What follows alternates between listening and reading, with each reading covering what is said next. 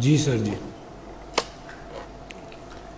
बिस्मिल्लाहिर्रहमानिर्रहीम। Day 5 session 2 sales tax का numerical part और न्यूमेरिकल पार्ट को करते हुए सबसे पहले मैं आपको एक कॉन्सेप्ट बताने लगा हूँ, बड़ा इम्पोर्टेंट है और मैं समझता हूँ कि ये वाला कॉन्सेप्ट स्टूडेंट को ना आता हो तो वो न्यूमेरिकल को समझ ही नहीं पाता, हैंडल ही नहीं कर पाता। तो ये कॉन्सेप्ट है अपोर्शनमेंट का। अपोर्शनमेंट कहते हैं सर जी तकसीम करने को। तकसीम वो चीज की जाती है जिसके बारे में आपको क्लैरिटी ना हो। एक होता है हिस्सा, हिस्सा वो होता है इसका पता कि यार इसका कितना बनता है। तकसीम वो होता है जिसमें आपको पता नहीं होता और आप एक अंदाजे के मुताबिक सब लोगों में डिस्ट्रीब्यूट कर देते हैं, तकसीम कर देते हैं। और मैं अक्सर इसको मिसाल ऐसे देता हूँ कि अगर 3 दोस्त कढ़ाई खाने जाएं तो वो उनका 3000 का बिल बने तो वो आपस में बिल को अमेरिकन सिस्टम इसको कहते हैं तकसीम कर देते हैं, 1000 रुपया कंट्रीब्यूट कर देते हैं। वो नहीं देखते कि किसने कितना खाया है। हालांकि अक्सर ऐसे होते हैं कि कुछ साहब ज़्यादा खाने वाले होते हैं, कुछ सिर्फ उनको देख देख के ही परेशान हो रहे होते हैं कि यार इतना खा गया। लेकिन आपको ये नहीं, आप ये नहीं देख रहे होते और आप जितना बिल बनता है उसको 3 पे तकसीम कर देते हैं, चूंकि आपके पास कोई बेस नहीं होती। 3000 रुपये का बिल है, 3 बंदे हैं, 1000 रुपये पर पर्सन आ गया। This is apportionment. अच्छा, अगर यही लोग चिकन नान खाने चले जाएं और लेट से एक चिकन नान अगर 500 का है और एक बंदा 2 चिकन नान खाए और बाकी 2 दोस्त एक चिकन नान खाएं, तो जिस बंदे ने 2 नान खाए होंगे वो जरूर कहेगा कि यार कितना बिल बन गया, 3 पे डिवाइड करो। अब ऐसा नहीं होगा। अब आप कहेंगे नहीं भाई, जिसने 2 नान खाए वो 1000 देगा, जिसने एक खाए वो 500 देगा। ऐसा होता है या नहीं होता? अच्छा, एक बात समझिए, इसको कहते हैं एलोकेशन। नान के केस में पैसों को तकसीम करना, पैसों को किसके हिस्से कितने पैसे आ रहे हैं उसका हिस्सा निकालना आसान था और स्ट्रेट फॉरवर्ड था। हाँ, ये इतना स्ट्रेट फॉरवर्ड नहीं था जब वो कढ़ाई वाला सीन था। सर जी मेरी बात समझ आ रही है? ये डिफरेंस होता है अपोर्शन और एलोकेशन में। अपोर्शनमेंट असल में कहते हैं कि जब आपके पास बेसिस नहीं होती, जब आपके पास कोई चीज कॉमन होती है, फिर उसको करते हैं। छोटी सी वैसे रैंडम एग्जांपल जिनमें ये 4 भाई एक घर में रहते हैं, प्यार मोहब्बत से रह रहे हैं, जितना भी बिल आया है डिवाइड बाय 4 करके आपस में दे देते हैं। इसको कहते हैं अपोर्शनमेंट। एक भाई ने जब अपने घर अपने कमरे में 2 AC लगवा लिए हैं, अब उनके दरमियान झड़प शुरू हो जाएगी कि भाई एक तो बिजली महंगी होगी, ऊपर से तुमने दूसरा AC भी लगा लिया। वो कहता है मुझे गर्मी ज़्यादा लगती है। अब हल क्या है? वो सब मीटर लगवा लेते हैं। होता है ना सर ऐसे? इस केस में अब जो जितनी बिजली इस्तेमाल कर रहा है उसको उतना बिल देना पड़ेगा। सर जी मेरी बात समझ आ रही है? ये एलोकेशन ये एलोकेशन है सर जी। जो पॉइंट समझाना चाह रहा था, अगर मैं वो उसको सवाल पर ढाल दूं, अब अप्लाई करूं, सर जी अगर तो आपको पता है कि ये जो चीज परचेज की है ये टैक्सेबल गुड्स के लिए की है तो उसका इनपुट टैक्स क्लेम करेंगे। और अगर आपको पता है कि अगर ये परचेज एग्जैम्प्ट गुड के लिए की है तो उसका इनपुट टैक्स क्लेम नहीं होगा। और अगर आपको पता हो कि ये वाली परचेज 0 रेटेड के लिए की है तो उसका रिफंड मिलेगा। सर जी मेरी बात पिक कर रहे हैं? अब मेरी एक एग्जांपल लेना, एक बंदा मैंगोज से रिलेटेड बिजनेस करता है और मैंगो से को राइप करने के लिए वो एक राइपिंग केमिकल खरीदता है 1 लाख रुपए का, जिस पर वो टैक्स देता है 18,000 रुपये। अब ये काम क्या करता है सर जी? ये 3 काम करता है। मैंगोस बेचता है, मैंगोस एक्सपोर्ट करता है और मैंगो जूस भी बनाकर बेचता है। अब ये जो केमिकल इस्तेमाल होता है मैंगो को राइप करने के लिए, ये जो इस पर जो इनपुट दिया है, मुझे ये बताइए कि वो रिफंड होगा या इनपुट क्लेम होगा या इग्नोर होगा? क्योंकि जो सिर्फ मैंगो बेचना है ये एग्जेम्प्ट आइटम है, ऐसा ही है ना सर? इस पर तो इनपुट टैक्स क्लेम नहीं होना। और ये जो मैंगो एक्सपोर्ट कर रहा है ये क्या है? Zero rated. और ये जो मैंगो जूस बनाकर बेच रहा है ये क्या है? टैक्सेबल। तो अब ये जो 18,000 दिया है इनपुट टैक्स, इसका क्या होगा? सर अगर सवाल पिक करेंगे तो फिर जवाब समझ आएगा ना। असल में ये प्रॉब्लम है, 18,000 रुपए का इनपुट टैक्स दिया हुआ है, उससे टैक्सेबल भी बन रहा है, एग्जेम्प्ट भी बन रहा है, जीरो रेटेड भी बन रहा है। अगर ऐसा हो रहा है तो फिर क्या करेंगे? फिर अपोर्शनमेंट करेंगे। अगर 5,000 की सप्लाईज या 5 लाख की सप्लाईज एग्जेम्प्ट की हैं, 5 लाख की सप्लाईज जीरो रेटेड की हैं और 10 लाख की सप्लाईज टैक्सेबल की हैं, तो इस बेस पर क्या कर लिया जाएगा? अपोर्शन कर लिया जाएगा। कैसे? Exempt supplies divided by total supplies कितनी है? 1.8 million multiply by input tax. Sir ji मेरी बात समझ आ रही है? ये हो जाएगा 5,000, ये 5,000 निकलेगा, यहाँ पर भी 5,000 निकलेगा, यहाँ पर 8,000 निकलेगा। करके दिखा दूं sir ji? 1 million divide by, sir ji एक काम करता हूँ, इसको ना 8 कर देता हूँ। मैंने असल में 8 ही लिखना था, ज़हन में 8 ही चल रहा था। 1 million divide bye 8 lakh divide by 1.8 million multiply bye 18,000, यहाँ पर बनेगा 8,000 रुपये। ये 8,000 रुपये टैक्सेबल गुड्स के लिए तो इसका इनपुट क्लेम होगा, ये जीरो रेटेड के लिए तो इसका रिफंड मिलेगा, ये एग्जाम के लिए तो इसको क्या करेंगे? इग्नोर कर देंगे। अगर वो ये कहता कि ये राइपिंग केमिकल जो है ये सिर्फ मैंगोज के लिए इस्तेमाल होता है, जूस में इस्तेमाल नहीं होता, तो फिर अपोर्शनमेंट पता कैसे होनी थी?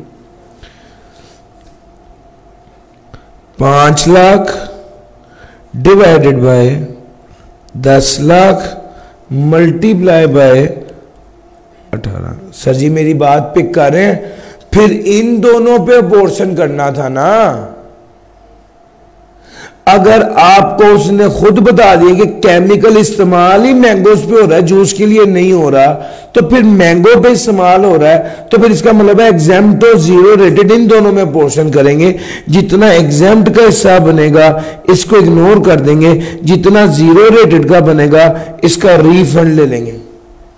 तकसीम कर रहे हो ना सर? आप मेरा पॉइंट पिक कर गए हो? ये कॉन्सेप्ट है सबसे इंपॉर्टेंट जिसको आपको पिक करना चाहिए। अगर वो आपको कह दे कि ये मैंगो का राइपिंग केमिकल सिर्फ जूस के लिए इस्तेमाल होता है, इसका मतलब है कि ये पूरे का पूरा 18,000 रुपये इनका इनपुट टैक्स क्लेम होगा। यस और नो? सर जी मेरा पॉइंट पिक कर रहे हो? ये कोर कॉन्सेप्ट है, और जिसको ये समझ आ गया उसको गेम समझ आ गई। अपोर्शनमेंट को ध्यान से, अपोर्शनमेंट बड़ी अच्छी होनी चाहिए। मशीन के बारे में वो कह देता है टैक्सेबल और एग्जाम के लिए इस्तेमाल हो रही, तो फिर उन दोनों में अपोर्शन होगा। अगर वो मशीन के बारे में कहते हैं सिर्फ एक्सपोर्ट के लिए इस्तेमाल हो रही, तो फिर सिर्फ रिफंड मिलेगा। सर जी मेरी बात समझ आ रही है? हमें ना एक कॉमन इनपुट टैक्स की वर्किंग कर रहे होते हैं, ये कॉमन इनपुट टैक्स अपोर्शन करना होता है। अगर आपको पता चल जाए कि ये वाला इनपुट टैक्स कॉमन ही नहीं है, इकट्ठा ही नहीं है, ये खर्चा इकट्ठा है ही नहीं, तो फिर तीनों पे तकसीम ही नहीं होना, तो फिर उसको उस कॉमन इनपुट टैक्स का हिस्सा नहीं बनाते। आ जाए सर, ये कोर कॉन्सेप्ट था एक। चूंकि आज जो न्यूमेरिकल, जो लेटेस्ट अटेम्प्ट में न्यूमेरिकल आया है, बहुत अच्छा न्यूमेरिकल है, लेकिन उसके अंदर अपोर्शनमेंट टेस्ट नहीं हुआ। इस वजह से अपोर्शनमेंट को मैंने आपको अलहदा से सिखा दिया, बता दिया, समझा दिया। एक बार अब मैं आपको फॉर्मेट की तरफ लेके जा रहा हूं।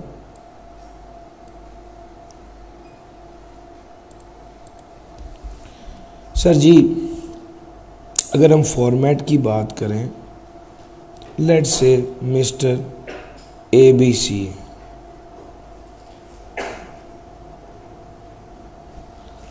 मुझे लग रहा है कि एक नई शीट बना लूं तो बेहतर रहेगी, क्योंकि आप लोगों के साथ बाद में शेयर करनी है। तो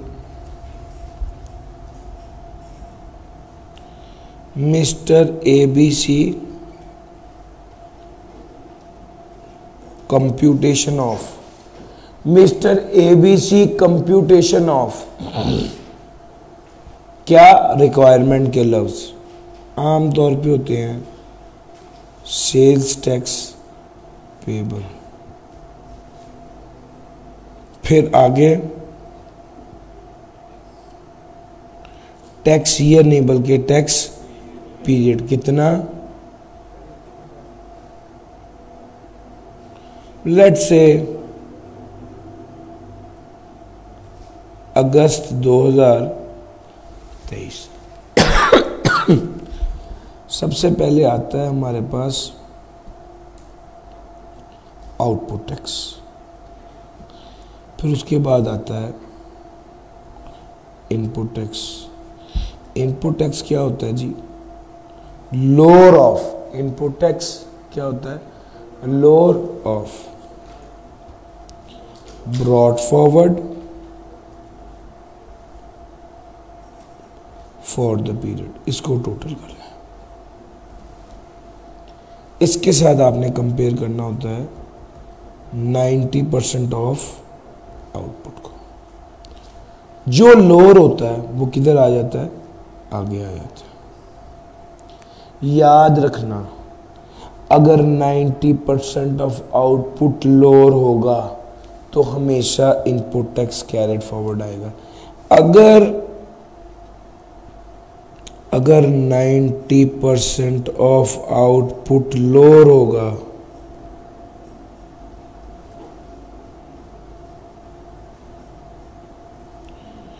अगर 90% ऑफ आउटपुट लोअर होगा तो 90% ऑफ आउटपुट लोअर होगा तो हमेशा इनपुट टैक्स कैरिड फॉरवर्ड आएगा। अच्छा जी, फिर उसके बाद आपके पास आ जाता है input tax on plant property equipment. Input tax on plant property equipment,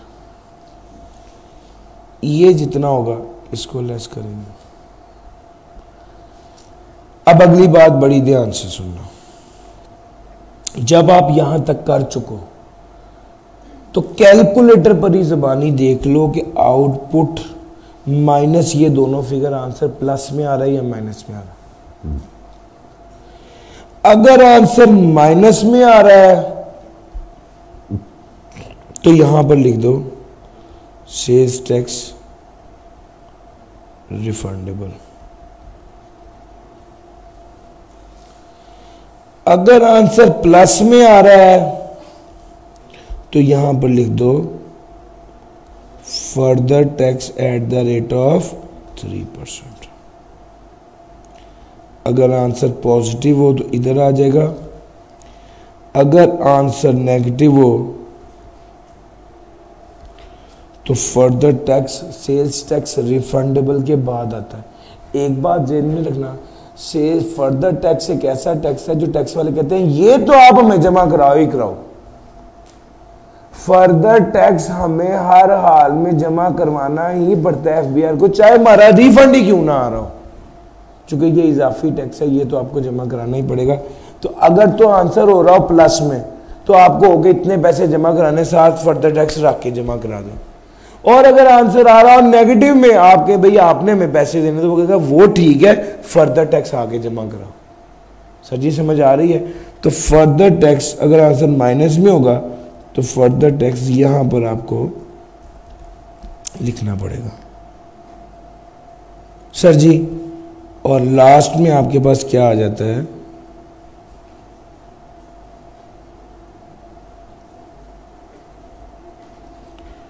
export refundable. ये टोटल चीजें गिनती की कितनी चीजें हैं, 1 2 3 4 5 6 इससे 7 आइटम्स हैं टोटल सेल्स टैक्स के न्यूमेरिकल में। इसीलिए इस न्यूमेरिकल को आमतौर पे बहुत इजी गर्दाना जाता है और बहुत 1-2 ट्रिकी एरियाज हैं बस इसमें डिस्कस करने वाले। उसमें एक सबसे इंपॉर्टेंट अपॉर्शनमेंट है, वो मैंने बता भी दिया। ये फिगर्स कहाँ कहाँ से प्लेस होनी है मैं ये भी बताने लगा हूँ। वर्किंग नंबर 1 सबसे पहले आप बनाते हैं आउटपुट टैक्स। वर्किंग नंबर 1 है आउटपुट टैक्स। जो रजिस्टर्ड पर्सन को सेल्स की है वो भी लिखेंगे, जो सेल्स टू अनरजिस्टर्ड की है वो भी लिखेंगे। ये दोनों लिख दी। अब फर्दर एडजस्टमेंट प्लस माइनस जो भी है वो कर देंगे। सेल रिटर्न हो सकती है, कोई चीज़ सप्लाई हो सकती है ऐड हो जाएगी, कोई सेल रिटर्न हो सकती है, कोई चीज़ माइनस होनी है वो हो जाएगी। करने के बाद यहाँ पर आ जाएगी वैल्यू ऑफ सप्लायर्स। सर अब जो थोड़ी सी चेंज इस अटेम्प्ट में है वो ये है कि वैल्यू ऑफ सप्लायर्स जिनके ऊपर 25% टैक्स लगना है उसको लेस कर देंगे, तो हमारे पास ये फिगर आ जाएगी। इस फिगर पे फिर सेल्स टैक्स लगाएंगे।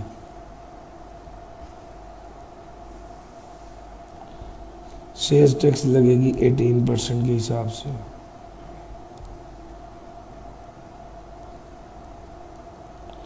और इसमें ऐड कर देंगे sales tax at the rate of 25%। और ये टोटल हो गया हमारा आउटपुट टैक्स आएगा। सर जी क्या आप मेरी बात पे कर गए हैं? ये वाला आउटपुट टैक्स आपके पास टोटल आएगा। अब हम चलते हैं वर्किंग नंबर 2 की तरफ जो है इनपुट टैक्स। तो भाई परचेजेस फ्रॉम रजिस्टर्ड पर्सन ली, इंपोर्ट्स कर ली, एडजस्टमेंट सेल परचेज रिटर्न हो सकती है, जो भी एडजस्टमेंट प्लस माइनस होगी उससे एडजस्ट करेंगे, परचेजेस आ जाएंगी। इस परचेजेस में से वो वाली इंपोर्ट्स जिन पर 25% टैक्स लगना है, या वो वाली परचेजेस जिस पर 25% पे टैक्स लगना है, इसको लेस कर देंगे। तो आपके पास अदर देन वो वाली परचेज आ जाएगी, इस पे टैक्स लगा देंगे। At the rate of 18%, sales tax at the rate of 18%, ये लगा दिया। अब वो वाला सेल्स टैक्स जो एट द रेट ऑफ 25% है वो लगा देंगे, इन दोनों को टोटल कर देंगे। ये आपका इनपुट टैक्स बन जाएगा। आउटपुट टैक्स की समझ आ गई, इनपुट टैक्स की समझ आ गई। सर बस इतनी सी मेजर चेंज है जो जनरली जो पिछले अटेम्प्ट से इस अटेम्प्ट में जो डिफरेंस है ना, वो मेजर ये है। Working number 3, input tax on plant property equipment. तो भाई परचेज प्राइस इनटू मल्टीप्लाई करेंगे 18 पर, तो ये प्लांट एंड मशीन दिया। Working number 4, sir working number 4 होती है अपोर्शनमेंट की।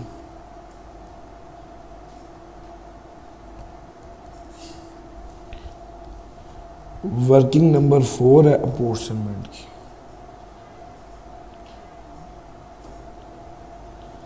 अपोर्शनमेंट की वर्किंग में हम क्या करेंगे, सबसे पहले यहां पर लिखेंगे टैक्सेबल,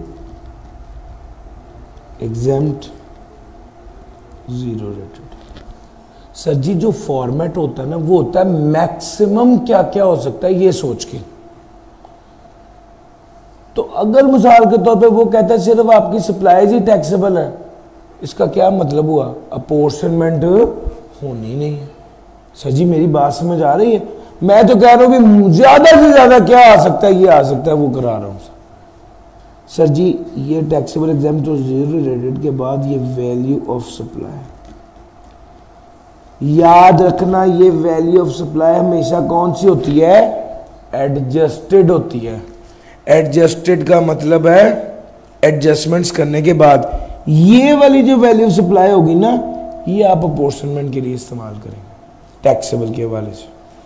और अगर उसने कोई लिखा हुआ है कि एग्जाम्प्ट गुड्स थी रिटर्न हो गई है, जाहिर तो एग्जाम्प्ट गुड्स थी उस पर कौन सा टैक्स रखना था, रिटर्न हो गई, क्या फर्क पड़ता है, इग्नोर कर देना चाहिए। नहीं भैया, उस रिटर्न को इनकॉर्पोरेट नहीं करेंगे तो अपोर्शनमेंट गलत हो जाएगी, वो उससे इनपुट गलत हो जाएगा और बाकी चीजें भी इफेक्ट होंगी। सर समझ आ रही है? तो भाई एडजस्टेड वैल्यू लेनी है, एडजस्टमेंट्स जो लिखी होंगी वो करने के बाद अपोर्शनमेंट के बाद अगला आ गया अपोर्शनमेंट, ये वैल्यू ऑफ सप्लाई के बाद अगला आ गया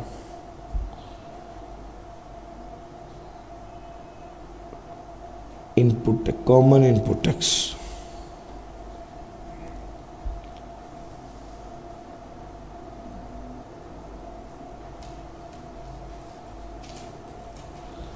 कॉमन इनपुट टैक्स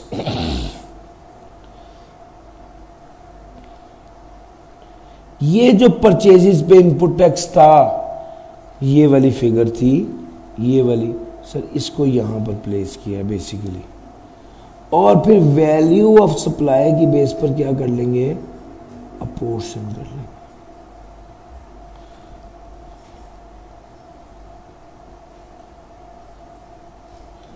अब आ गया input tax on PPE.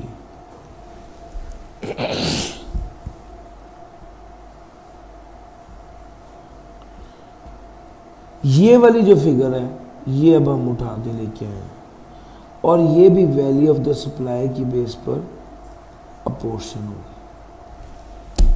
Sir सारी वैल्यूज ऐसे प्लेस कर देनी है। जब मैं अपोर्शनमेंट की वर्किंग कर देता हूँ, मेरा सीक्वेंस क्या होगा न्यूमेरिकल करने का, मैं सबसे पहले सफ़े पर पहला सफ़ा छोड़ के आउटपुट टैक्स की एडजस्टमेंट करूँगा, इनपुट टैक्स की एडजस्टमेंट्स करूँगा, प्लांट प्रॉपर्टी इक्विपमेंट की एडजस्टमेंट करूँगा, और ये तीनों एडजस्टमेंट जब फाइनल हो जाएंगी तो फिर मैं अपोर्शनमेंट की एडजस्टमेंट करूँगा। पहला पॉज मेरा आना है जब मैंने आउटपुट, इनपुट और प्लांट प्रॉपर्टी इक्विपमेंट पे टैक्स जो है वो फाइनल कर लिया। उसके बाद मैंने अपॉर्शनमेंट करनी है। अपॉर्शनमेंट के बाद मैंने सिर्फ फिगर्स को प्लेस करना है। ये देखना ज़रा, मैं ये दिखा सकूँ सर जी, ये आउटपुट टैक्स है, ये वाली फिगर मेरी यहाँ पर चली जाएगी। फिर आ गया ब्रॉड फॉरवर्ड, सर ये गिवन होता है। फिर आ गया for the period, for the period में कौन सी वैल्यू आएगी, सर जी ये वाली कॉमन इनपुट टैक्स जो टैक्सेबल होती है, सर ये फॉर द पीरियड में आएगी। 90% ऑफ आउटपुट तो ऊपर से ही निकाल लूंगा। Input tax on plant property equipment, ये जो प्लांट प्रॉपर्टी इक्विपमेंट है इसका इनपुट टैक्स यहां पर आ जाएगा।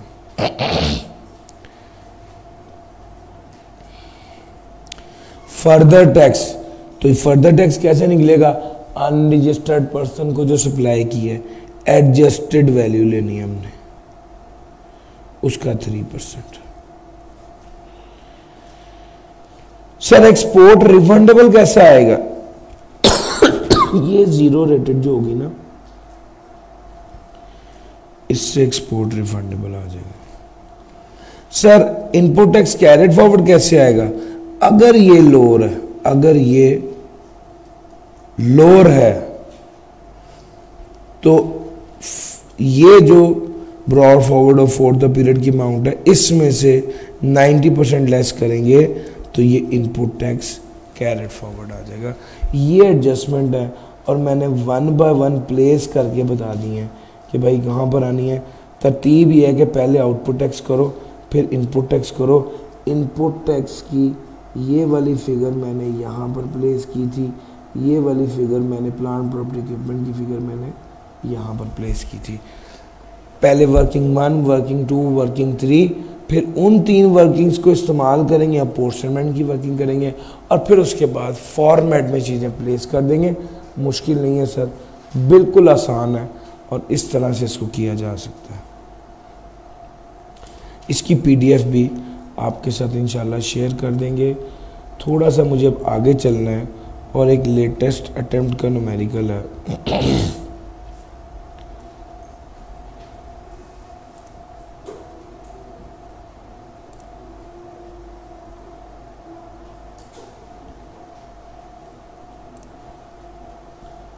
लो सर,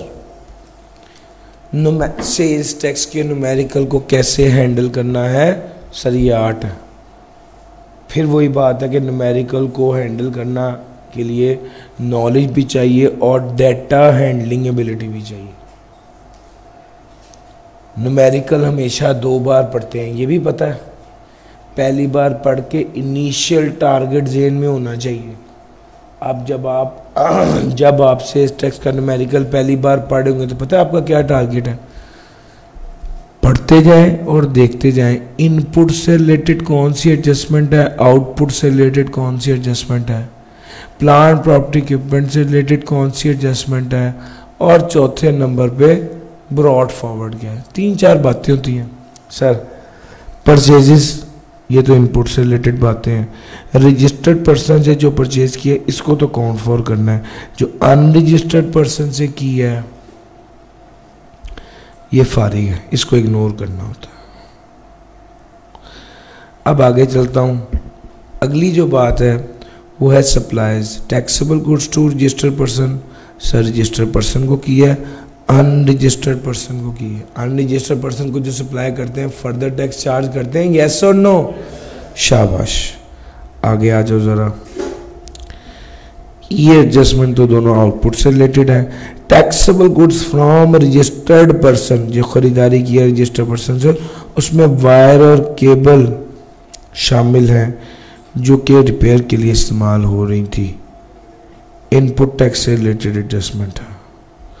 ये वो वाली वायर और केबल नहीं है दीवार के साथ लगी हुई थी। सर दीवार के साथ जो लग जाए उसका इनपुट टैक्स क्लेम नहीं होता। ये मशीन में इस्तेमाल हो रही, इसका इनपुट टैक्स क्लेम होगा। Taxable goods from unregistered person includes goods of 14 million purchase from cottage industry. Sir ये है तो इनपुट से रिलेटेड एडजस्टमेंट। कॉटेज इंडस्ट्री से खरीदा तो मैं क्या करूं, सर जी खरीदा है, बेचा नहीं है। खरीदा है, बेचा नहीं है। एग्जाम ऐसा कुछ भी नहीं होएगा। जिस तरह बाकी अनरजिस्टर्ड पर्सन है उसी तरह ये भी है, कुछ भी नहीं होना। परचेज किया अनरजिस्टर्ड पर्सन से, बस ठीक है, कोई बात नहीं। Taxable goods to registered person, अब ये आउटपुट से रिलेटेड एडजस्टमेंट है।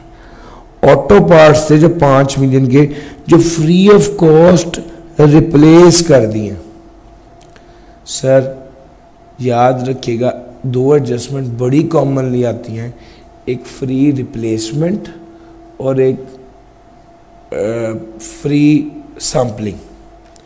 जो फ्री सैंपल है वो सप्लाई होता है और आउटपुट टैक्स चार्ज होगा। जो फ्री सैंपल नहीं है बल्कि फ्री रिप्लेसमेंट है वो सप्लाई नहीं होता। फ्री रिप्लेसमेंट सप्लाई नहीं होता सर जी, ये it is not a supply. और जो सप्लाई नहीं है उसका क्या मतलब है? Output charge. इसने तो लिखा हुआ है टैक्सेबल के अंदर, तो क्या कर देंगे? लेस कर देंगे। Auto parts of 4 million which was withdrawn by the owner for his personal use.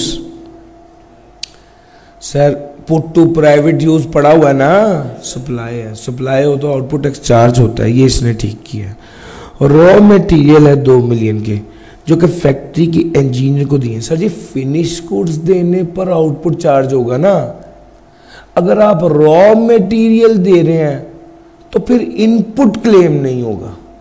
Sir ji मेरी बात पिक कर रहे हैं, ये रॉ मटेरियल है तो ये सप्लाई में शामिल नहीं होना चाहिए। अलबत्ता इसका क्या कहेंगे? इनपुट क्लेम नहीं होगा। यहां से माइनस होगा और यहां पर इसका परचेजेस पे इंपैक्ट आएगा, इनपुट क्लेम नहीं होगा। सर जी गुड्स थी 32 मिलियन की जो कि प्रे ट्रेडर को बेची गई थी और उनके साथ क्रेडिट टर्म्स एंड 2/10 2 माह के अंदर देंगे तो 10% डिस्काउंट, 10 दिनों के अंदर देंगे तो 2% डिस्काउंट, 30 दिन के अंदर पेमेंट करेंगे तो कोई डिस्काउंट नहीं। उसने 10 दिन के अंदर देके 2% डिस्काउंट लिया है, क्या करेंगे इसका? सर ये डिस्काउंट वाली एडजस्टमेंट है। क्यों जी? सर ये कैश सेटलमेंट डिस्काउंट है, ये तो नहीं मिलेगा, पूरी अमाउंट ही शामिल होगी और वो ऑलरेडी शामिल है।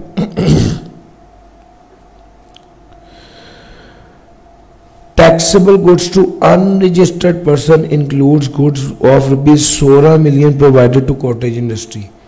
कॉटेज हमने जो चीजें बेची है ना अनरजिस्टर्ड पर्सन को, उसमें से 16 मिलियन की वो चीजें हैं जो कॉटेज इंडस्ट्री को बेची हैं। सर ये आउटपुट से रिलेटेड एडजस्टमेंट है और इसके अंदर इसका ताल्लुक इनपुट से था, मैं अलग से मेंशन कर दूं।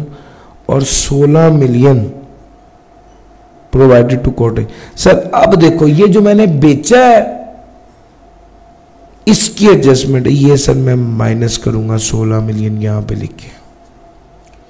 क्यों? Further tax. कॉटेज इंडस्ट्री को जो चीज सप्लाई की जाती है उस पर फर्दर टैक्स नहीं लगता। क्यों? Because it is not liable to be registered. Any institution any person who is not liable to be registered तो उस पर फर्दर टैक्स नहीं लगेगा। लो सर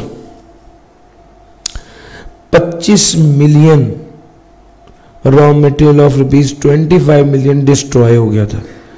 रॉ मटेरियल डिस्ट्रॉय हो गया है, फिनिश गुड्स डिस्ट्रॉय होती तो सप्लाई थी, रॉ मटेरियल सप्लाई हुआ है तो इनपुट क्लेम नहीं करेंगे। सर जी समझ आ रहा है? तो ये चीज हमेशा अपने ज़हन में रखना। जनरली जब हम गुड्स की बात कर रहे होते हैं तो उससे मुराद हमारा फिनिश गुड्स होता है, लेकिन जब वो कैटेगोरिकली कह देता है रॉ मटेरियल तो भाई रॉ मटेरियल पर तो अभी प्रोसेसिंग होनी थी, फिर उसने तैयार होना था, फिर उसकी फाइनल वैल्यू आनी थी, फिर आउटपुट लगना था ना। तो तैयार चीज पर तो पता है कि ये आउटपुट है। अब जो चीज खरीदी और वो जल गई या खराब हो गई तो फिर इनपुट क्लेम नहीं होगा, आउटपुट तो अभी दूर था सर। ये raw material of 26 million were return to supplier. Sir sale purchase return है 26 मिलियन की। मटेरियल परचेज किया था नवंबर 22 को। नवंबर, सर जी आपको पता है 180 दिन के अंदर अंदर डेबिट नोट या क्रेडिट नोट इशू होनी चाहिए, यस और नो? नवंबर, दिसंबर, जनवरी, फरवरी, ये तो अभी करीब की बात ही है, 3 माह हुए हैं, तो सर ये रिटर्न हो सकती है sir. A sales tax invoice of 8 million dated 15 June was erroneously not declared। बड़ा बहुत अच्छी एडजस्टमेंट है ये। सेल्स टैक्स इनवॉइस को हम डालना भूल गए थे। किस महीने में? जुलाई के महीने की सेल्स, जुलाई के महीने की सेल है और हम उसको सेल्स टैक्स रिटर्न में शो करना भूल गए थे, अपनी सेल में डालना भूल गए थे। अब डाल सकते हैं या नहीं? सर जी हमने ये पढ़ा था कि 6 पीरियड के लिए कैरेट फॉरवर्ड होता है। जुलाई छोड़ दो, अगस्त, सितंबर, अक्टूबर, नवंबर, दिसंबर, जनवरी, जनवरी में 6 माह पूरे हो गए, तो क्या अब आउटपुट चार्ज करेंगे या नहीं? सर इसका जवाब पता क्या है? इसका जवाब है कि भैया वो इनपुट के बारे में था, ये आउटपुट है। आउटपुट से पैसे एफबीआर को आते हैं, वो जब भी आए वो कहेंगे बिस्मिल्लाह। सर समझ आ रही है? तो ये शामिल होना, समझ आ रही है sir? Taxable goods of ₹19 million were return by customer. These goods were sold in July 2022। 19 million की रिटर्न है, टैक्सेबल गुड्स 19 मिलियन की जो रिटर्न हुई है, ये गुड्स बेची गई थी। अब ये सेल रिटर्न है, सेल रिटर्न के डेबिट नोट या क्रेडिट नोट इशू होना होता है।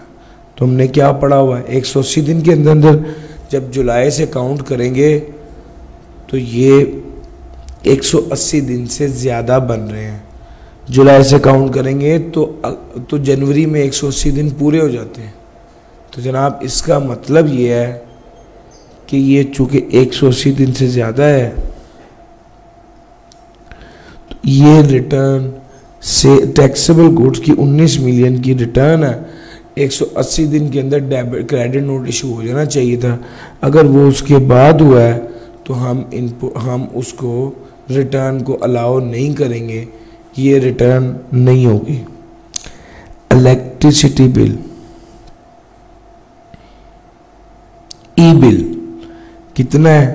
1.2 मिलियन के बराबर, कुछ नहीं बताया।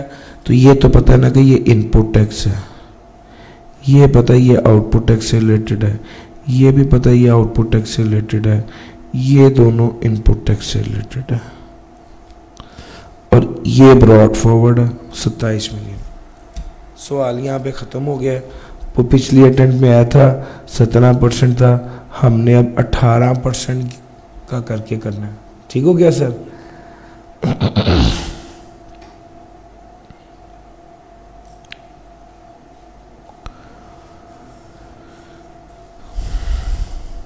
सर जी क्या नाम था? Confidence engineering, computation of sales tax payable. Tax period क्या है? फरवरी 2023। मैक्सिमम एडजस्टमेंट जो आ सकती है उसका फॉर्मेट बता दिया, लेकिन यहां पर जब सेल्स ही एक टाइप की हैं फिर तो मसला ही हल है सर। यहां पर लिख लें output tax working number 1, working number 1 output tax. बड़ी आराम से एक चीज बताऊंगा, रेफर कराऊंगा, तसल्ली से देखिएगा।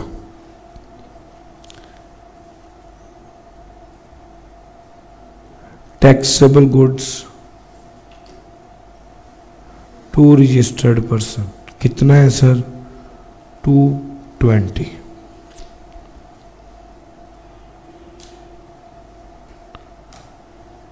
Taxable goods to unregistered person, जी ये कितना है 40। अब आउटपुट टैक्स से रिलेटेड एडजस्टमेंट्स देखते हैं। तीसरी एडजस्टमेंट है auto parts.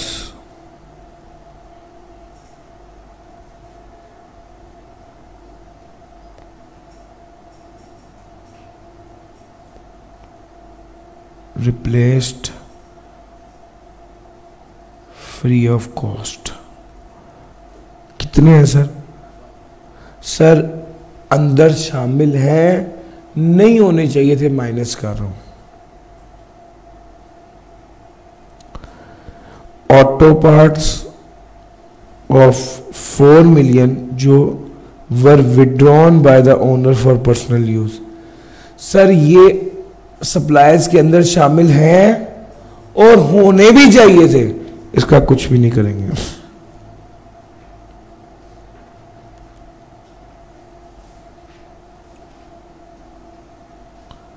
Personal use already included.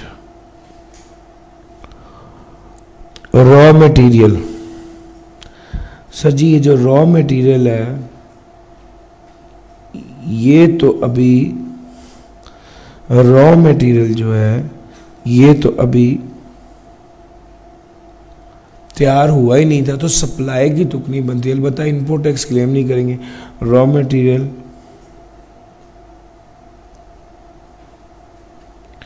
Engineer कितना लिखो सर?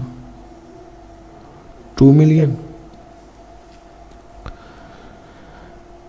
अच्छा जी आगे आ जाइए।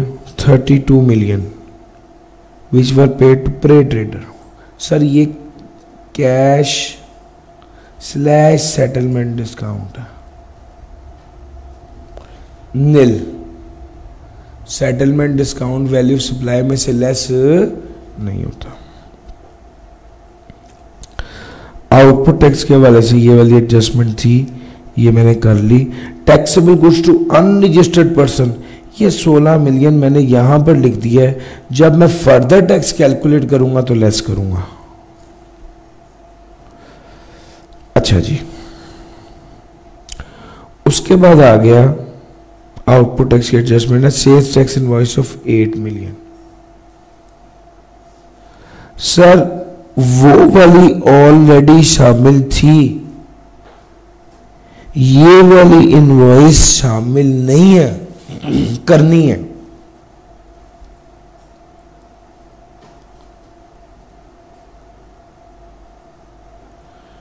जुलाई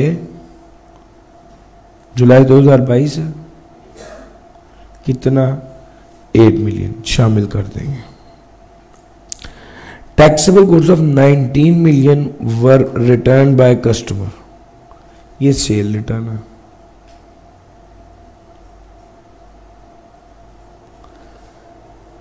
क्या ये शामिल है? नहीं शामिल। अगर शामिल ही नहीं है तो फिर माइनस भी। और सर जी इतनी ये वाली बात तो सेंस होनी चाहिए आपको। जो चीज शामिल है उसको निकालना है तो क्या करेंगे? जो चीज पहले शामिल ही नहीं है उसकी रिटर्न हो गई तो हम तो कुछ भी नहीं करेंगे। भैया मेरी बात समझ आ रही है? इंक्लूडेड नहीं है सर।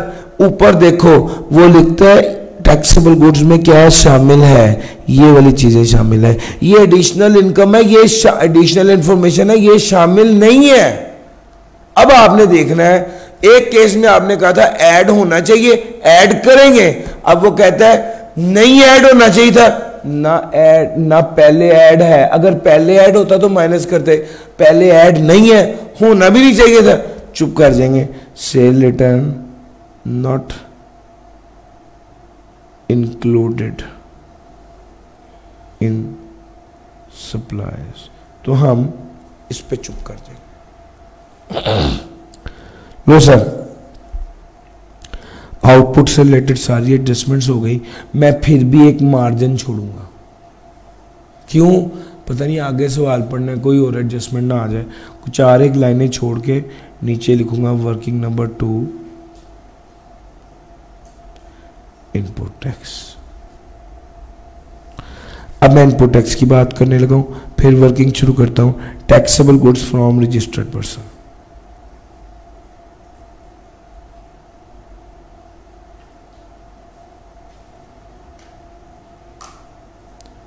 जी कितने हैं टैक्सेबल गुड्स? 338। अच्छा जनाब,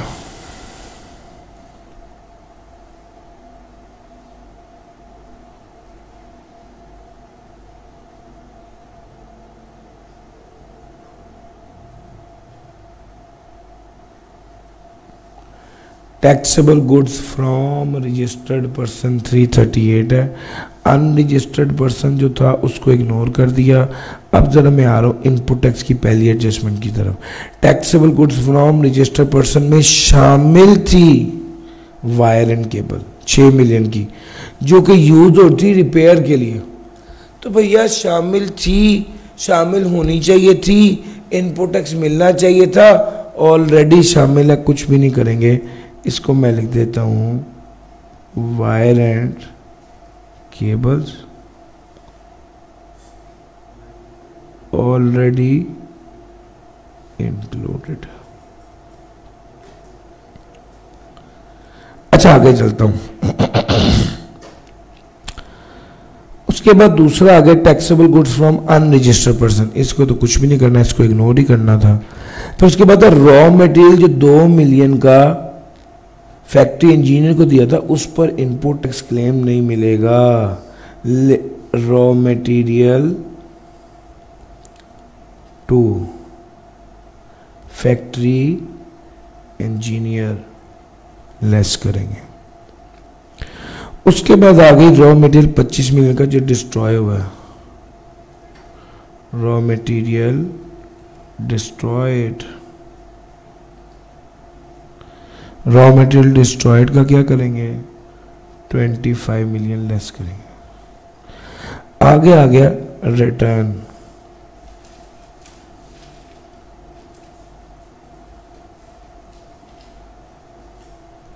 परचेज रिटर्न कितनी है?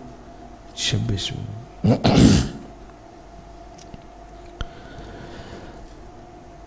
उसके बाद आ गया इलेक्ट्रिसिटी बिल।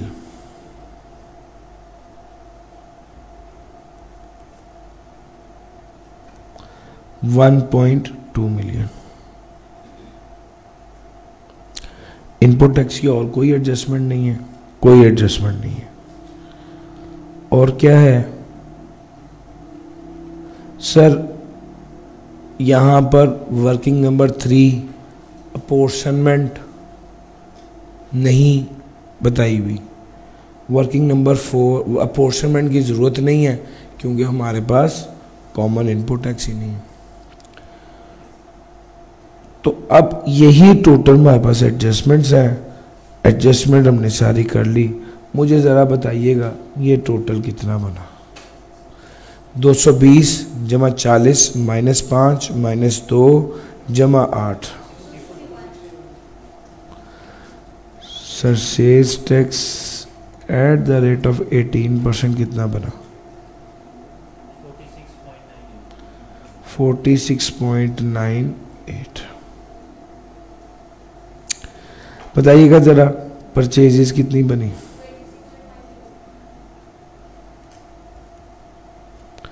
सर इस पे सेल्स टैक्स कितना बना? 52 कर दूं? आ जाए। आउटपुट टैक्स की वैल्यू निकालते हैं 46.98।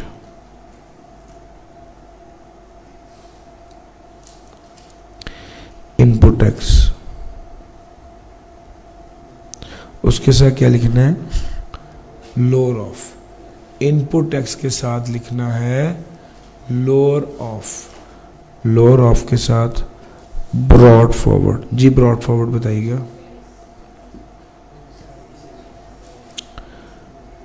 27 ब्रॉड फॉरवर्ड है, ये दिया हुआ। फॉर द पीरियड 51.52 टोटल कीजिएगा 78.52 90% ऑफ आउटपुट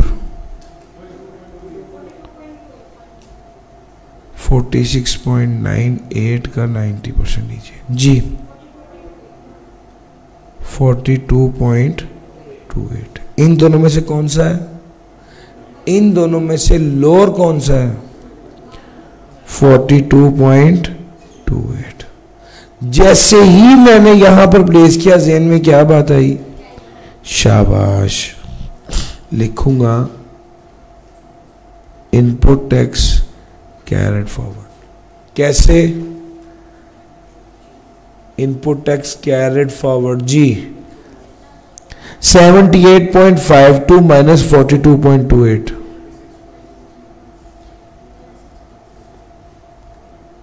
जी 36.24। सर जी मुश्किल तो नहीं लग रहा? लो जी 90% ऑफ आउटपुट भी आ गया। अब आ गया हमारा, मेरे ज़हन में फौरी पता क्या है? Input tax on plant property equipment क्या है हमारे पास? प्लांट प्रॉपर्टी इक्विपमेंट का तो इसने नाम भी नहीं लिया, तो फिर क्या चीज रह गई अब?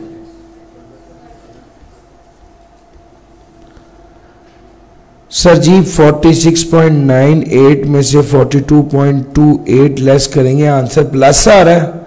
अगर आंसर प्लस आ रहा है तो फिर फर्दर टैक्स लिख दीजिए, क्योंकि अगर आंसर माइनस आता तो यहां पे नहीं करना था जी। जरा फर्दर टैक्स कितना बनेगा?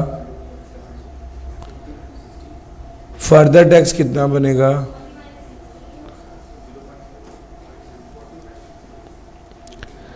ये देखो, इसीलिए मैंने इसको यहां पे प्लेस किया था कि जब मैं लिखूंगा तो मैं देख लूंगा।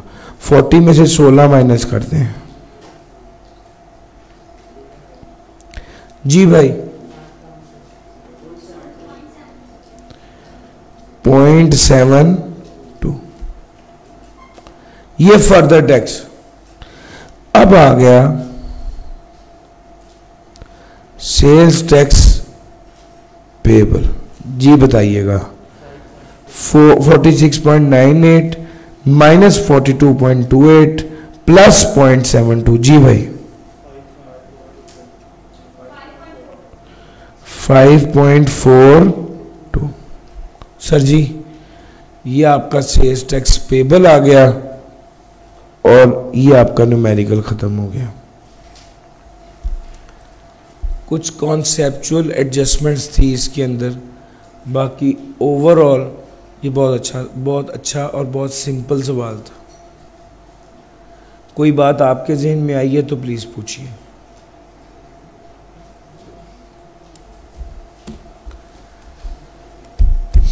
एक न्यूमेरिकल और करवा दूं, जो ये न्यूमेरिकल कर तो लिया लेकिन वो मुश्किल वाली फील नहीं आई, मतलब फीका फीका सा न्यूमेरिकल था। दिल चाहता है ऐसा न्यूमेरिकल कराऊं जो कि आपको लगे कि यार क्लास में गए थे तो कुछ सीख के आए हैं। मेहरबान वाला ही कराने लगा सर।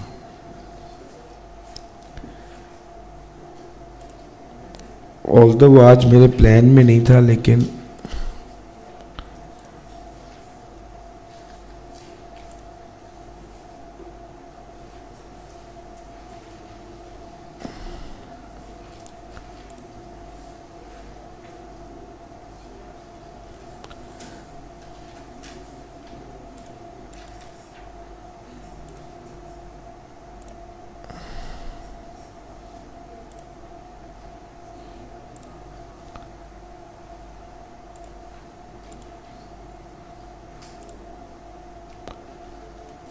लो यार 10 मिनट ऊपर जरूर लग जाएंगे, लेकिन ये ऐसा न्यूमेरिकल है कि अगर ये आपको बहुत अच्छे से समझ आ गया तो फिर दिक्कत नहीं होगी सर इंशाल्लाह आपको किसी न्यूमेरिकल में भी।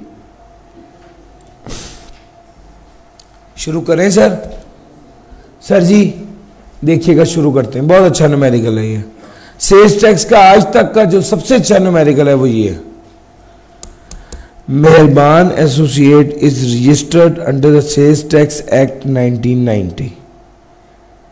Mehban Associate is engaged in the business of manufacturing and supplies of various consumer goods. Following information is available from Mehban Associates record for the month of August 2021. Purchases की information है। Taxable goods from registered person, unregistered को तो ignore करते हैं, exempt को भी ignore करते हैं। Supplies, taxable goods to registered suppliers, unregistered suppliers पे further tax, exempt goods ये exempt होती हैं, export goods ये zero rated है। सर अगर exempt good export की जाए, आज ही बताया सर, exempt good को export करें तो वो भी zero rated। तो भाई ये दोनों ब्लॉक जो है वो zero rated है, ये exempt है और ये taxable है। ये सारी गेम चल रही है आउटपुट टैक्स की, ये सारी गेम चल रही है इनपुट टैक्स की। Taxable goods from registered person में क्या शामिल है? Material worth 296,000 which was exclusively used for manufacturing exempt supply. Sir अगर वो आपको क्लैरिटी से कह रहा है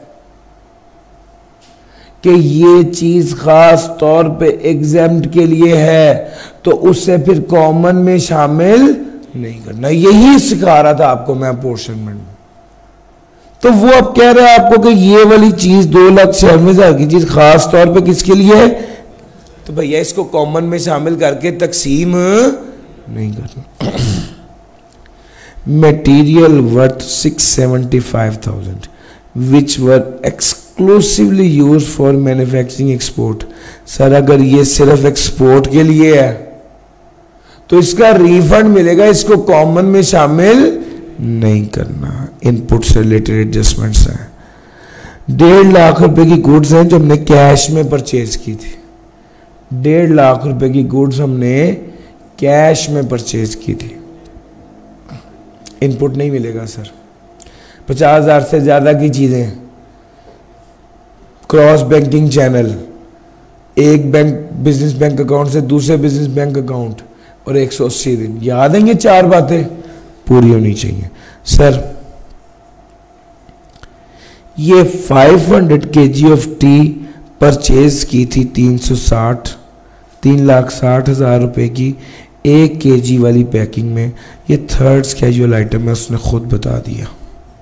आपने परचेज की है, रिटेल प्राइस थी 900 और 300 kg हमने बेच भी दी है, तो इसका ताल्लुक इनपुट से भी है और आउटपुट से भी। इसको भी डिटेल में मैं एडजस्टमेंट देखता हूँ। Taxable good suppliers to unregistered person कितना था? 3,20,000 which were sold to a customer who did not provide CNIC NTN। Sir जो CNIC या NTN प्रोवाइड नहीं कर रहा और इनवॉइस भी 1 लाख से ऊपर है तो इनपुट टैक्स क्लेम नहीं होगा। उतने परसेंट सप्लाईज पे इनपुट टैक्स क्लेम नहीं होगा। अब बजाय कि उतने परसेंट निकालते, उसने आपको ये 320 की बेची है, 275 की खरीदी है, ये खुद ही बता दिया। यानी 2,75,000 रुपए पर इनपुट टैक्स क्लेम नहीं होगा।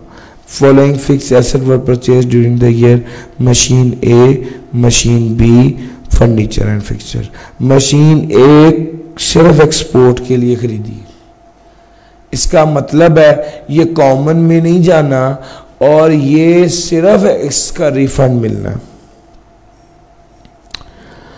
और मशीन बी टैक्सेबल और एग्जेम्प्ट के लिए खरीदी है, इसका मतलब है कि इसके हवाले से जो इनपुट था वो सिर्फ टैक्सेबल और एग्जेम्प्ट के में अपोर्शन होना है, इसमें एक्सपोर्ट पे अपोर्शन। मैं बार बार कह रहा हूं अपोर्शनमेंट की वर्किंग करो, अपोर्शनमेंट अपनी मजबूत रखो। चले आगे, फर्नीचर एंड फिटिंग्स आ गया। इलेक्ट्रिसिटी बिल कितना है? इतना बिल है, सेल्स टैक्स उसने खुद बता दिया है, ये भी इनपुट टैक्स है, ये प्लांट प्रॉपर्टी इक्विपमेंट है, ये भी इनपुट टैक्स से रिलेटेड एडजस्टमेंट है। सेल्स टैक्स ब्रॉड फॉरवर्ड, ये ब्रॉड फॉरवर्ड की एडजस्टमेंट है। इनपुट टैक्स 186,000 से रिलेटेड था और परचेज की गई थी 1 फरवरी में। आप बताएं क्या वो क्लेम कर सकते हैं? हमारा कौन सा महीना है? अगस्त है। फरवरी छोड़ दो, मार्च, अप्रैल, मई, जून, जुलाई, अगस्त, इनपुट क्लेम हो सकता है? यस, आखिरी महीना ही था, एडजस्ट कर लेंगे। लो सर, सवाल यहां पे कंप्लीट हो गया। इसको करना शुरू करते हैं।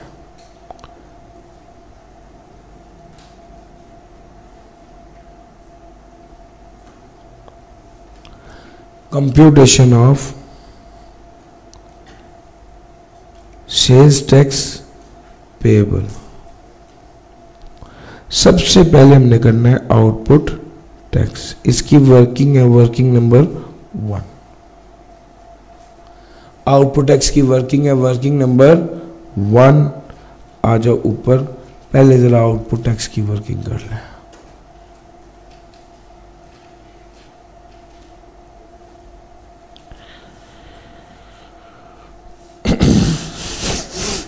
आगे चलते हैं।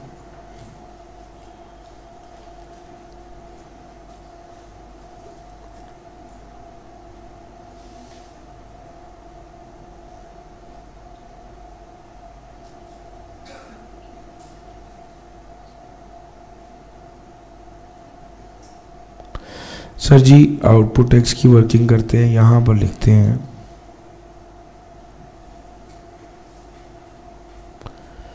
To registered person. जी कितना है? 8650,000।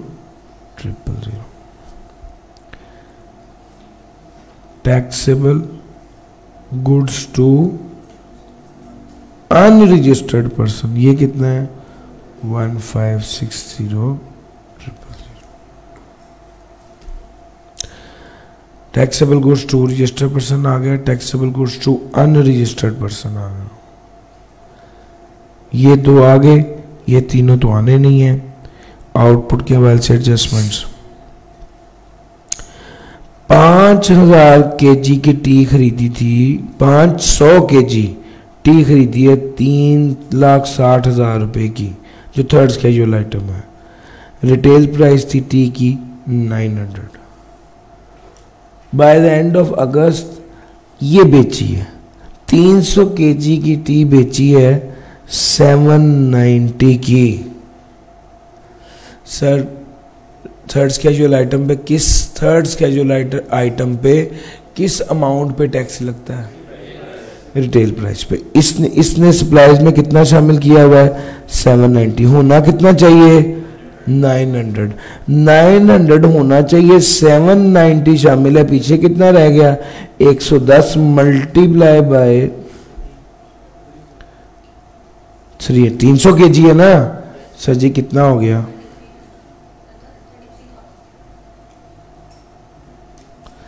900 माइनस 790 मल्टीप्लाई बाय 300, 33,000 शामिल कर दिया। सर समझ आ गया? आगे चलते हैं।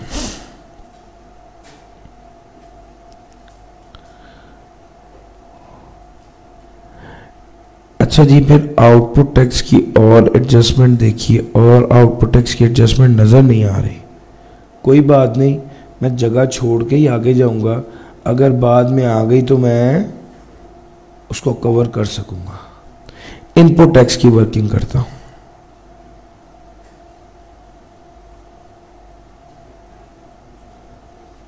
परचेजेस फ्रॉम रजिस्टर्ड पर्सन कितना है सर? 4,960,000। रजिस्टर्ड पर्सन से परचेजेस किया 4,960,000 की। आगे चलते हैं।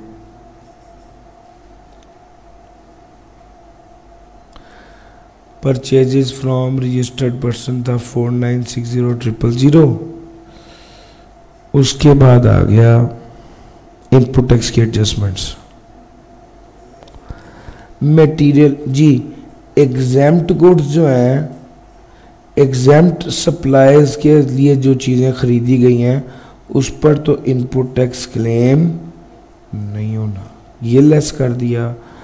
और जो ज़ीरो रेटेड हैं उस पर सारा रिफंड मिलना है, वो भी कॉमन में नहीं आना। एग्जैम्प्ट वाला, सिर्फ एग्जैम्प्ट वाला भी कॉमन में नहीं आना, सिर्फ ज़ीरो रेटेड वाला भी कॉमन में नहीं आना। परचेजेज इन कैश, ये तो गलत हो गया ना, आपने कैश में क्यों परचेज कर लिया, इस पर भी ये भी माइनस हो जाएगा। अब ये एडजस्टमेंट आज तक की जितनी एडजस्टमेंट्स आई हैं उसमें सबसे ज़्यादा ट्रिकी इसलिए है कि थर्ड स्केड्यूल आइटम जब आप ख़रीदते हैं तो उस पर देते भी टैक्स रिटेल प्राइस पे ही है। जब आप थर्ड स्केड्यूल आइटम ख़रीदते हैं तो उस पर टैक्स देते भी रिटेल प्राइस पे ही है। ये कहता है कि परचेजेज हमने 500 kg की हैं और 3,60,000 रुपये की कॉस्ट पड़ी है, जबकि आप मुझे बताएं जो थर्ड स्केड्यूल आइटम है उसको ख़रीदते हैं तो भी इनपुट टैक्स भी रिटेल प्राइस पर होता है। कितना भैया, 500 kg है, रिटेल प्राइस कितनी है 900। जी बताइए कितना बन गया, 4,50,000। इसने कितना शामिल किया हुआ है, 3,60,000 शामिल किया हुआ है। सर मेरी बात पिक कर रहे हो? तो भैया 90,000 यहां पर ऐड होना है, 90,000 यहां पर ऐड होना है, क्योंकि जो टैक्स देना है थर्ड स्केड्यूल आइटम पे वो भी रिटेल प्राइस पे देना है, जो चार्ज करना है वो भी रिटेल प्राइस पे करना है। सर जी क्लियर होगी बात? इस वजह से हमने 360 पहले ही ऐड था, बकाया ऐड कर दिया। फिर आ गया unregistered taxable good supply to unregistered person.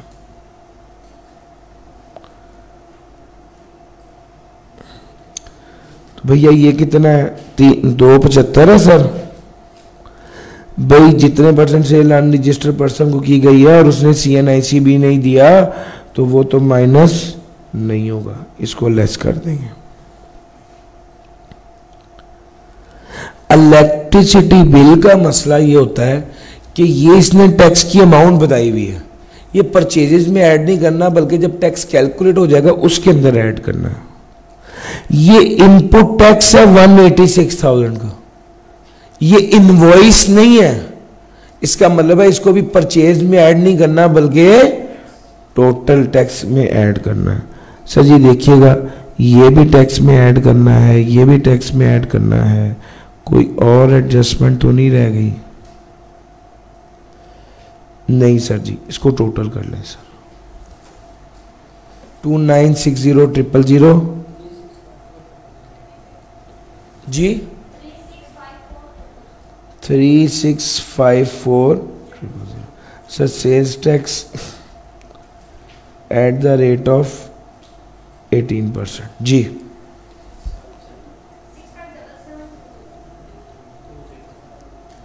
Sir इस सेल्स टैक्स में ऐड होगा sales tax on e bill, कितना था सर 154,250। उसके बाद ऐड होगा sales tax on February invoice जी, कितनी है 186,000। भैया ये वाली एडजस्टमेंट भी हो गई, ये वाली एडजस्टमेंट भी हो गई। टोटल कीजिएगा 657720154250 और 186,000। जी भाई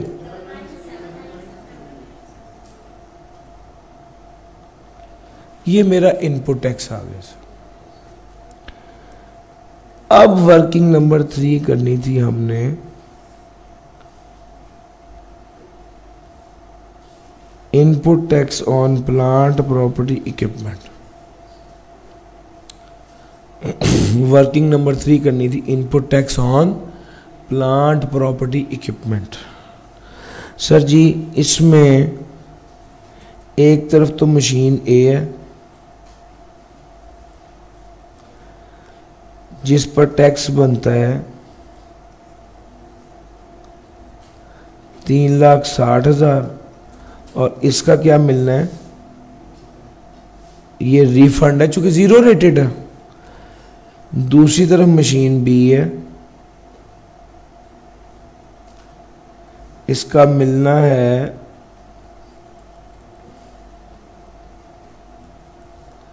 5,40,000 और ये किसके लिए है, टैक्सेबल प्लस एग्जेम्प्ट के लिए। सर जी ऐसा ही है ना, इसने पोर्शन होना।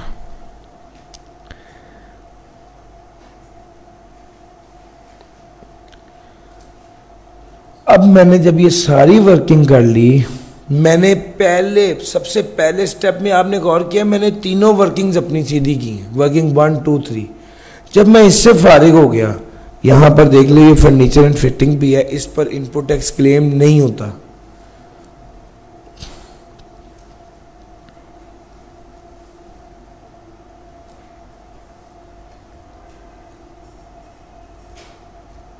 अच्छा जी, अब आ जाते हैं मैं वर्किंग नंबर 4 की तरफ।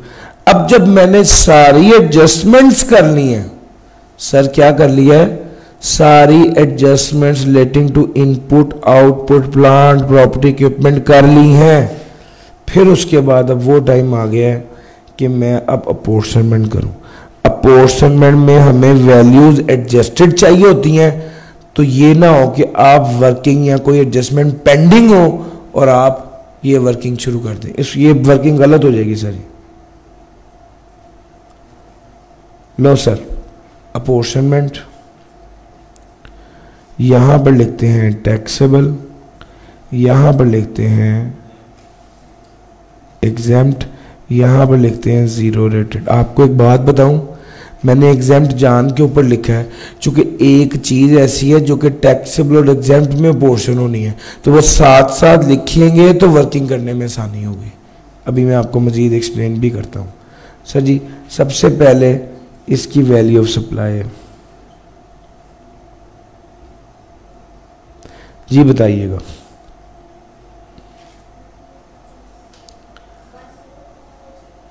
वन 1,0,2,4,3,0,000, साथ इसका सेल्स टैक्स भी निकाल दें, साथ ही सेल्स टैक्स भी निकाल दें। 1,84,3,740, 1,0,2,4,3,000, 1,0,2,4,3,000। एग्जेम्प्ट कितनी है सर, 1,740,000। जीरो रेटेड कितनी है सर,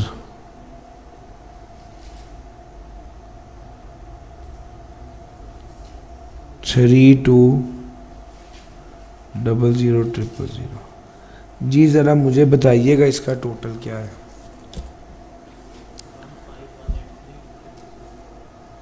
1,5,1,8,3,000। मुझे कंफर्म कीजिएगा, फिगर गलत हो गई तो फिर सारी कैलकुलेशन दोबारा करनी पड़ेगी। सर जी उसके बाद आ गया common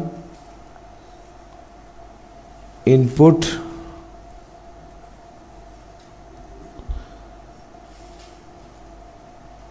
common input tax. Sir ji common input tax पे फिगर कौन सी उठा के लानी होती है, ये वाली सर। वर्किंग 2 की फाइनल फिगर 997970, 997970। सर जी मुझे ज़रा बताइएगा, 10 अपोर्शन करने लगाऊं, 1,0,2,4,3,000 डिवाइड बाय 1,5,1,8,3,000 मल्टीप्लाई बाय 997970। जी 67320। सर जी 267 का है, मुझे कंफर्म कीजिए। फिर 1,740,000 डिवाइड बाय 1,5,1,8,3,000 मल्टीप्लाई बाय 997970। जी 114369। अच्छा जी, फिर 32000000 डिवाइड बाय 1518300 मल्टीप्लाई बाय 997970 जी 210334। ये कॉमन इनपुट टैक्स। अब आ गया बिस्मिल्लाह,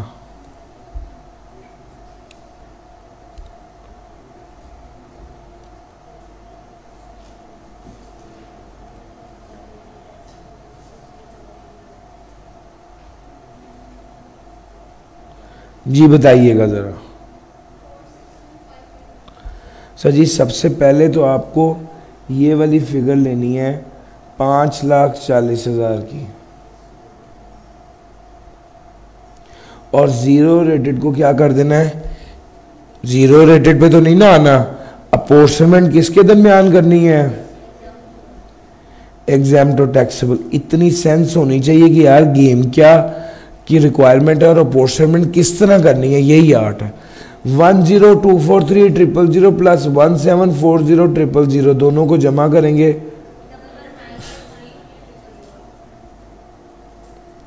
चाहे ऐसे लाइन ना ड्रॉ करें, ज़बानी कर लें, मगर 1024300 divide by 1198300 multiply by 5,40,000 ji 461589।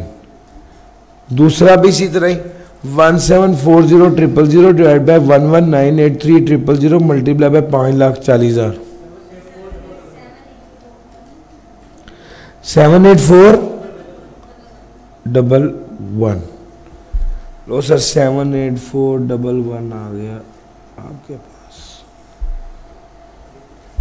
Apportionment की जब मेरी वर्किंग कंप्लीट हो गई ना, तो सर बस अब हो गया काम। मैं यहां पर लिखूंगा आउटपुट टैक्स की अमाउंट, जी बताइएगा। आउटपुट टैक्स की अमाउंट मेरे पास ये आ रही है 1843740 1843740। उसके साथ मैं लिखूंगा इनपुट टैक्स और वो लिखूंगा लोअर ऑफ, जी लोअर ऑफ में ब्रॉड फॉरवर्ड दिया हुआ सर 1137,580। फिर आ गया फॉर द पीरियड, जी बताइएगा। सर जी नहीं, ये वाली फिगर नहीं आती, 673267 ये वाली फिगर आनी है, 673267। इन दोनों को जमा कर दें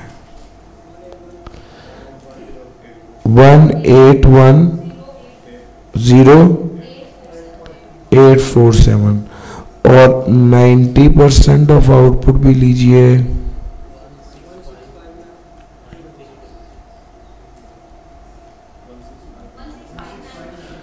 वन 1659366। इन दोनों में से कौन सा लेंगे, लोअर 1659366। जैसे ही मैंने लिखा मेरे ज़हन में क्या आया, चलो भाई पहले कैरेट फॉरवर्ड तो लिखो, जिंदगी का कोई पता नहीं है। इनपुट टैक्स, जी भाई 16593 नहीं यार, लिखो 1810847 माइनस 1659366 ये लेस करेंगे तो आपके पास है 1514881। लो sir carried forward input tax तो आ गया, कैरेट फॉरवर्ड इनपुट टैक्स तो आ गया। अब 90% ऑफ आउटपुट जो है वो आपके सामने आ गया है। अब आ गया input tax on plant property equipment. Sir ji ये वाली फिगर उठाएंगे 461589। अब मेरी बात आराम से सुनो, ये दोनों लिखे उसी वक्त ही देखा 18 में से 16 और 4 20, तो ये बने कंफर्म बात है आंसर नेगेटिव में आएगा। जैसे ये बात पता चली आपने देखी, यहां पे लिख दिया सेल्स टैक्स रिफंडेबल। जी बताइएगा 277215 कंफर्म कीजिए, यही फिगर है सर? लो सर ये लेस कर दिया, माइनस में है ना। अच्छा जी अब यहां पर लिखना है हमने further tax at the rate of 3%। Sir taxable goods to unregistered कितना था? 1560000। बड़ी ध्यान से एक बात समझे, मैं ये सब मिटाने लगा हूं ताकि आपको ये काम की बात समझा सकूं। Retail price of the T was 900 by the end of August. 300 kg supply कर दिए गए थे अनरजिस्टर्ड होलसेलर को। सर जी 300 kg अनरजिस्टर्ड होलसेलर को सप्लाई कर दिया था, यानी ये अनरजिस्टर्ड पर्सन की सप्लाईज में शामिल है 1560000। मुसीबत यह है कि थर्ड स्केड्यूल आइटम पे फर्दर टैक्स नहीं लगता। अब मैं 1560000 का सिंपल 3% नहीं ले सकता, इसमें से मुझे लेस करना पड़ेगा। कितनी अमाउंट? जितनी इसके अंदर ऑलरेडी शामिल है थर्ड स्केड्यूल आइटम की। कितनी शामिल है? 790 मल्टीप्लाई बाय 300।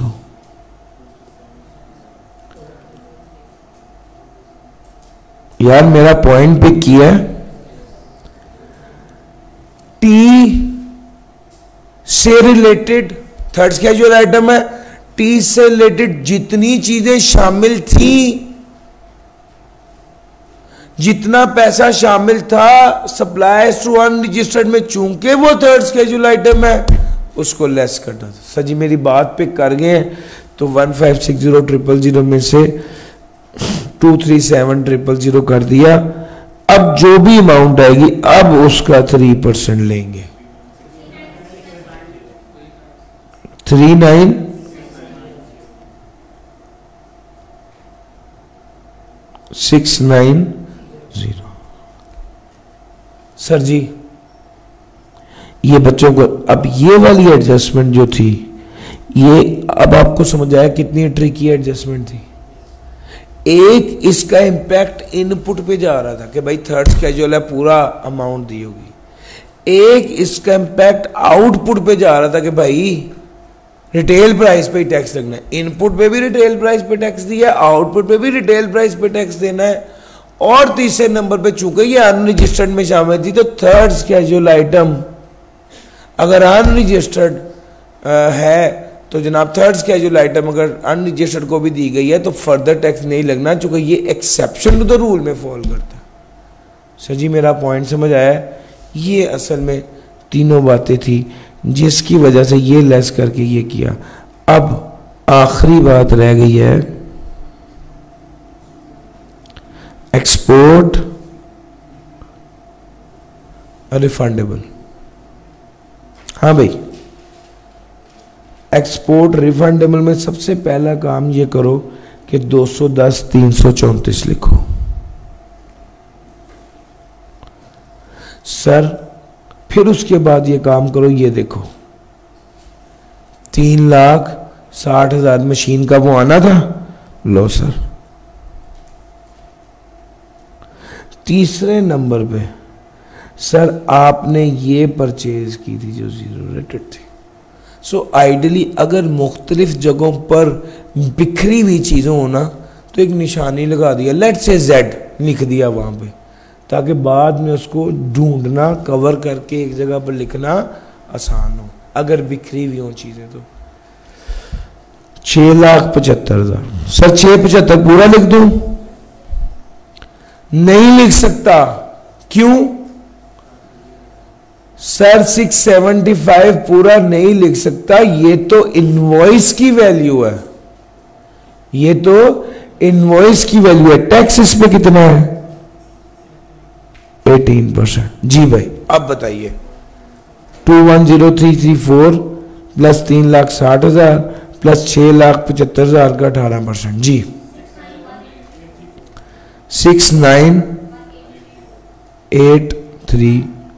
691,834। और सर समझ गए? इस तरह से ये सवाल करना। तो मेरे मुताबिक जो लेटेस्ट अटेम्प्ट का सवाल था उसमें चूंकि अपॉर्शनमेंट नहीं थी तो वो सवाल उतना मुश्किल नहीं तस्वुर किया गया, गर्चे 15 मार्क्स का सवाल था, 15 मार्क्स का सवाल था। उसके नीचे भी एक एडजस्टमेंट थी कि उसने पूछा कौन सी चीज़ें सप्लाई कर रहे हैं कौन सी नहीं कर रहे, 4 मार्क्स का शायद 3 या 4 मार्क्स की वो एडजस्टमेंट थी। बहरहाल आसान सवाल था। और ये वाला सवाल मेहरबान वाला ये अब तक का सबसे मुश्किल सवाल है। सो मैंने कहा कि लेटेस्ट अटेम्प्ट जब सारे करवाए हैं तो फिर सेल्स टैक्स का भी कराना चाहिए, तो वो भी करवा दिया और ये भी करवा दिया। सर तसल्ली से मैंने टाइम देखा था उस वक्त, मैंने आपको कहा था कि शायद हमें 10 मिनट एक्स्ट्रा लग जाए। ये हिस्ट्री का सबसे मुश्किल सवाल मैंने एक एक एडजस्टमेंट आपको सिखाई है, पढ़ाई है, कराई है और 31 मिनट में हम ये सवाल कर पाए हैं। सर अगर आपको चीज़ आती हो, डेप्थ में आपको चीज़ों का पता हो, नॉलेज हो तो आसानी हो जाती है। सर मेरे मुताबिक आपको कम से कम 8 से 10 न्यूमेरिकल सेल्स टैक्स के लाजमी करने चाहिए। जो न्यूमेरिकल लेटेस्ट का था वो मैंने करा दिया, जो न्यूमेरिकल सबसे मुश्किल आया हुआ है मेहरबान ये मैंने करा दिया। इसके बाद एक ट्रिकी न्यूमेरिकल और वो पिछली से पिछली अटेम्प्ट का है जाहिद, उसकी वीडियो इंशाल्लाह हम शेयर कर देंगे। तो 3 न्यूमेरिकल अगर आप इस फॉर्मेट पे करके पिक कर लें तो बस फिर बाकी चीज़ें आसान होंगी। अगर हम थ्रू आउट इस सेशन को कंक्लूड करें तो सर मैं आप लोगों के साथ अल्हम्दुलिल्लाह इन 5 दिनों में चैप्टर 2 और 3 के अलावा बाकी सारे चैप्टर्स डिस्कस कर पाया और उनके पास पेपर्स और न्यूमेरिकल्स। अलबत्ता चैप्टर 2 और 3 ये 2 चैप्टर्स वो हैं जो जिनकी वीडियोस आपके साथ इंशाल्लाह, इसीलिए असल में ग्रुप बनाने का मकसद ही ये था कि हम आपको सर्व कर सकें और चैप्टर 2 और 3 की वीडियोस भी आप लोगों के साथ व्हाट्सएप ग्रुप में और यूट्यूब में शेयर कर दी जाएगी। वो एक प्लेलिस्ट बना दी गई है जिसमें ये सारे वीडियोस जो रिवीजन की वो भी और जो मैं कमिट कर रहा हूँ पिछले कुछ दिनों से वो भी मैं करवा रहा हूँ। अब चैप्टर 2 और 3 की वीडियोस हो गई, 2 ये वाले काम है, तीसरा मैंने आपको जाहिद एसोसिएट कहा जो इन दोनों के बाद मेरे मुताबिक सबसे अच्छा सवाल है वो जाहिद वाला है। वो सवाल ज़रूर करें और वो सवाल करके उसके बाद देखें। फिर उसके बाद आपने 3 सवाल ही हो गए तो कम से कम 5 सवाल और ज़रूर करने हैं इसको कंप्लीट करने के लिए। थ्रू आउट हम चीज़ों को लेके डिस्कस करते रहे और बहुत ज़्यादा क्वेश्चंस हम नहीं ले सके चूँकि हमने बड़ा लेंथी एरिया कवर करना था। लेकिन मैं आपको ये यकीन दहानी करा दूँ कि till the date of exam आपके जहन में कोई सवाल हो आप वो मुझसे पूछ सकते हैं। आप जो व्हाट्सएप ग्रुप है उसमें मैं शामिल हूँ। आप व्हाट्सएप ग्रुप को असल में हमने एडमिन ऑनली इसलिए रखा होता है कि मुख्तलिफ बच्चे अपने ख्यालात का इजहार उसमें शुरू कर देते हैं जो मुझे मुनासिब नहीं लगता। अगर आपको बहुत ज़्यादा सवाल पूछना है सर टीचर, मैं सब लोगों को एक ही बात कहता हूँ कि मैं उस ग्रुप में एडमिन हूँ, अनायत साहब भी उस ग्रुप में एडमिन है और तो वो बस क्लिक करें सिंपल और जो मैसेज करना है जिस तरह आप क्लास में वॉइस में मैसेज पूछ लेते हैं उस तरह मैसेज पूछ लें।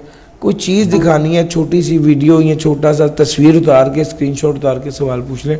इंशाल्लाह till the date of exam मैं ये ज़रूर आपसे कमिट कर सकता हूँ कि आपने ये नहीं समझना कि आपके पास कोई सवाल है और उसका जवाब देने वाला नहीं है। इंशाल्लाह जिस काबिल हुआ ज़रूर इंशाल्लाह सपोर्ट करूँगा। इस सेशन में मेरे पास आपको बताने के लिए ये सब बातें ही थी। अल्लाह ताला आपको कामयाब करे और मैं दुआ गो हूँ आपके लिए। Thank you so much.